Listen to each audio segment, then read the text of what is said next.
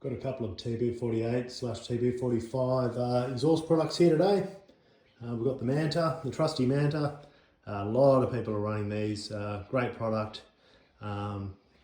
These both have perforated core, or straight through if you like, mufflers, both front and rear. So for performance, you can't beat that. And then we also have a new product to the market, the Pacemaker King Brown system. These guys have obviously been doing exhaust for many, many years on other vehicles, as well as the GU Patrol with other engines, such as the ZD30 and the TD42, so they certainly know their way around them. They've put a couple of test systems to customers, made a couple of very minor tweaks for long-range tank clearance and things like that, so that's all looking really good. You cannot go wrong with either of these products. They're a very nice thing. They're bent in a very similar way. Slightly different tip design, so the rear muffler and the tip exit slightly differently. You might find that one brand fits certain bumpers and rear bars better than others, but we've got a better choice now, so that's always a bit of a win. The Pacemaker is 409 stainless. The Manta has a stainless cap, but the rest is mild steel.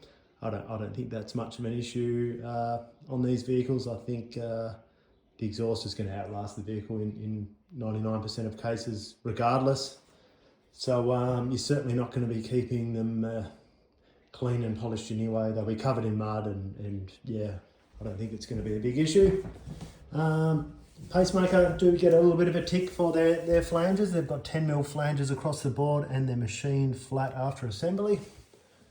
These have 10mm flanges on the cats and then they're 8mm from there on in.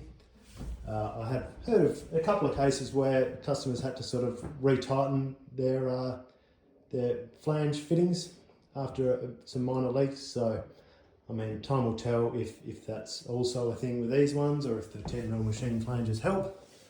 But yeah, the other thing is Manta's cat is a 200 cell per square inch.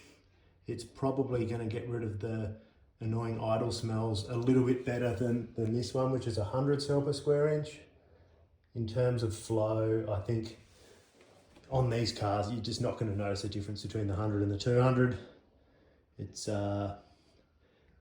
maybe the 100 will stand up to ignition cut rev limiter a little bit better than the 200, but having said that, I've done ignition cut rev limiter on quite a few cars with the Manta Cat now, and I haven't had a report of any issues with it so far, so I think you can't go wrong with either.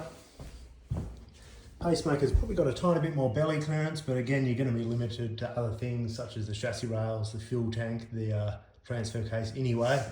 But yeah, this one does tuck up a little bit high. It's got a little ramp there. Probably again, not an issue, just trying to pick differences, but a bit more choice on the market now. It's always a good thing, I think. Yeah, can't go wrong with either.